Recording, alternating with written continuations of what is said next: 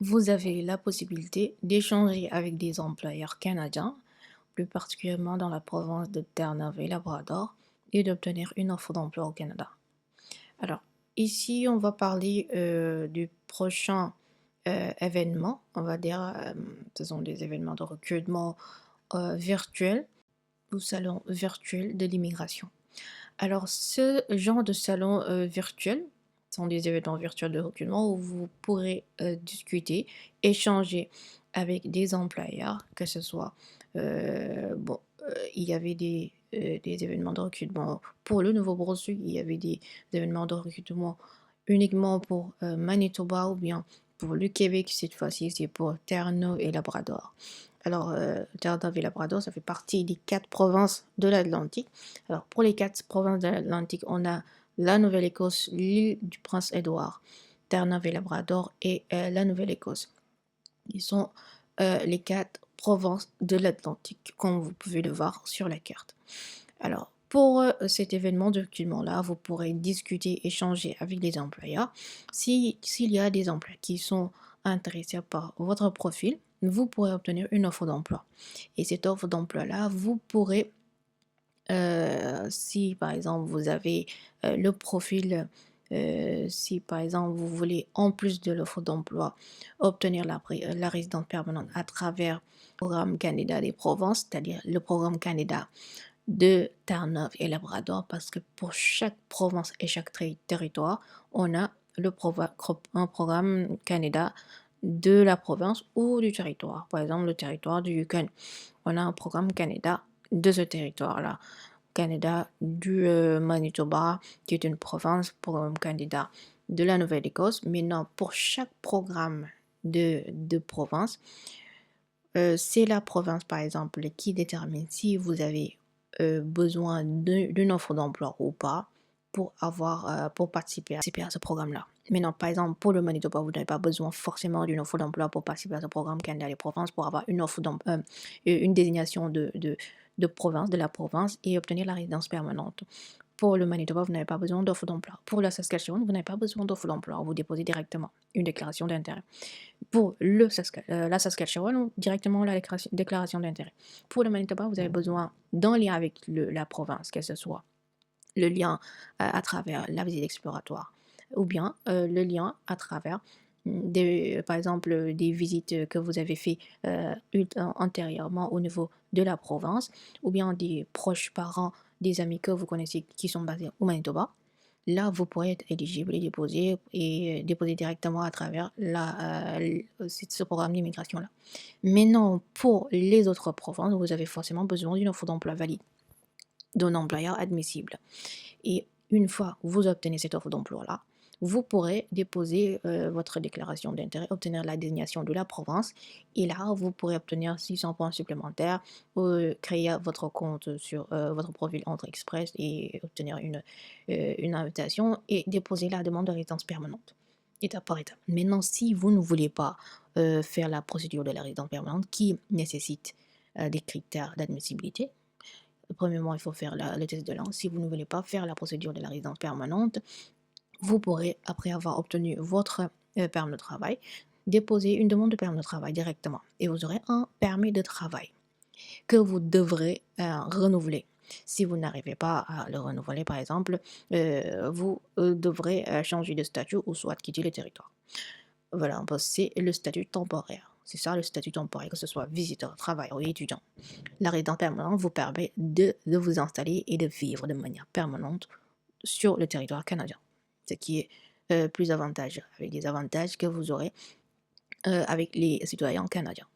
Maintenant, quels sont les domaines prioritaires, on va dire, au niveau de la province, de la province de Terre-Neuve et Labrador, parce que pour chaque province et territoire, il y a différents domaines.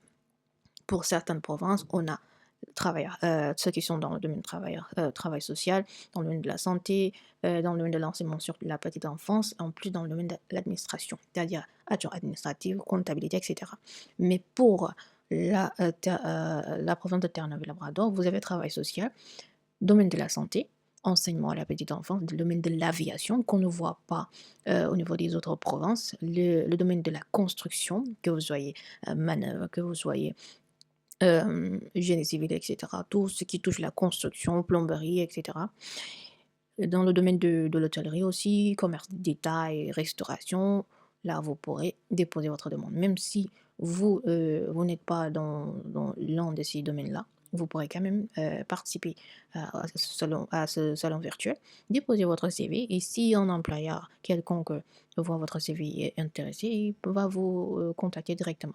Maintenant pour, déposer votre candidature, vous inscrire d'abord parce que la date limite, c'est le 11 février, 2026. Pour déposer votre candidature, on va cliquer ici, je vais mettre le lien en description ou en commentaire. Alors on est ici sur le site, alors ouvert aux talents du monde entier. Donc, où que vous soyez, vous pourrez, participer à cet événement. Donc heure, événement en direct le 11 février 2026 de 14h30 à 18h. Là, c'est l'heure du Canada, Terre-Neuve et Labrador, l'heure de Terre-Neuve et Labrador, c'est-à-dire du Canada Atlantique. Et ça, c'est l'heure GMT, 18h, 22h. Alors, pour vous inscrire, là, c'est toujours avant le 11 février. On va cliquer ici sur Register. Alors, normalement, le site est en anglais, mais votre navigateur pourra directement euh, traduire cela en français. Donc là, il faudra d'abord faire votre CV au format canadien. Alors, pour faire un CV format canadien, alors normalement ici vous avez la possibilité d'avoir un CV téléchargeable. Je vais mettre aussi le lien en description. Ici, modèle téléchargeable. Ici, on a un modèle. Alors, voilà le modèle de CV que vous devez suivre. Là, il vous explique que vous devez commencer par votre nom, votre prénom, le profil, c'est-à-dire le résumé, synthèse professionnelle, l'expérience. Bon, là, c'est les compétences, skills, les compétences, l'expérience, l'éducation et les certifications. Là c'est le CV. Le prénom et nom, etc. L'expérience professionnelle, vous mettez la date, c'est-à-dire l'expérience la plus récente, ensuite l'expérience, ensuite votre avant-dernière poste, etc., etc. Et là, vous le mettez ici, du job title, c'est-à-dire la fonction, titre du poste, là, le nom de votre entreprise, c'est-à-dire l'entreprise où vous avez travaillé, et là, la ville ou le pays directement. Et là, euh, les compétences, l'éducation, c'est-à-dire les diplômes professionnels, etc. Professional certification dans les certificats ou autres diplômes. Alors, pour s'inscrire, on va cliquer ici. On clique sur Register. Je rappelle que le site est en anglais. Votre navigateur pourra le traduire directement en français. Alors là, on est sur le site là. Newfoundland Labrador, c'est-à-dire Terre-Neuve et Labrador en anglais. Alors ici, là, ils vous disent, ce projet vise à mettre en relation des employeurs et des candidats internationaux. Toute information susceptible d'être reçue sera régie conformément à la loi. Voilà, là, vous pouvez mettre directement, vous allez téléverser votre CV ici. Vous allez téléverser votre CV. Là, si vous avez des questions sur la façon dont ces renseignements sont recueillis, vos informations personnelles, utilisez le divulguer, veuillez communiquer avec là. Là, vous mettez votre prénom. Là, d'abord, vous allez téléverser votre CV qui est obligatoire, votre prénom, votre nom de famille, votre adresse mail valide, pays de résidence, votre citoyenneté, là. Avez-vous de la famille au Canada, oui ou non? Il ne faut pas inventer, vous n'omettez pas d'informations et vous n'inventez pas. Vous dites les choses telles quelles. Alors, au niveau d'éducation, si vous avez le niveau, par exemple, le collégial, par exemple, vous avez fait 2 années d'études en tant qu'infirmier, etc. Ou bien vous avez le niveau licence, vous avez le niveau doctorat, vous avez le niveau master, etc. Vous le mettez ici. Voilà. Alors, niveau maîtrise, c'est maître. Là, normalement, le site est en anglais. Donc là, c'est master. C'est pour ça met directement maître. Donc c'est master, doctorat. Là, c'est les métiers. Par exemple, ceux qui ont des diplômes d'électricien, plombier, etc. La certificat ou diplôme non universitaire, c'est-à-dire les infirmiers, infirmières, etc. Alors là, secondaire, pas de secondaire. Alors ici, veuillez sélectionner jusqu'à 3 expériences qui s'appliquent là. Vous pouvez mettre par exemple dans le domaine où vous avez par exemple travailler dans le domaine de l'automobile, dans le domaine de l'agriculture, par exemple dans le domaine de l'éducation, ou bien vous avez uniquement travaillé dans le domaine de la santé, domaine soins de santé uniquement. Supposons. Alors, sous le domaine de la santé, vous pouvez mettre ici, par exemple, vous avez travaillé, par exemple, en tant que médecin, vous travaillez ou bien vous avez travaillé en tant que technologue de laboratoire en génétique, technologue médecine nucléaire, etc., etc. Ou bien travailleur social ou social worker. Sage-femme aussi, nucléaire médecine technologies, etc. Assistant pharmacie, voilà, laboratoire médical infirmier est là. Là, avez-vous réussi l'examen NCLX? Alors, NCLEX, par exemple, si vous avez déjà fait l'examen de compétences pour avoir la licence et l'exercer au niveau du territoire canadien, si vous n'avez jamais fait l'examen, vous mettez non. Si vous l'avez déjà fait, vous mettez oui. Vous faites une demande de permis d'inscription ou bien une demande de permis, c'est-à-dire permis d'exercice, si vous êtes médecin, infirmier, etc.